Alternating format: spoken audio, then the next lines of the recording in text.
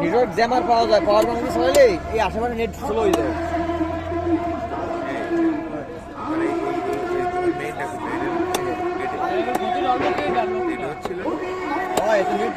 Net jam হয়ে গেছে।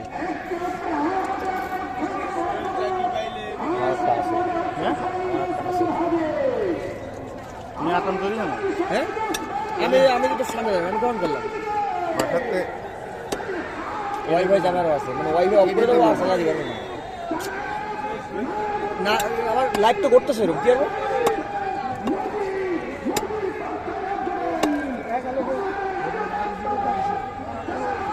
আইছে আমার তো আসলে কি সিম না সিম চেঞ্জ করছো না রবি?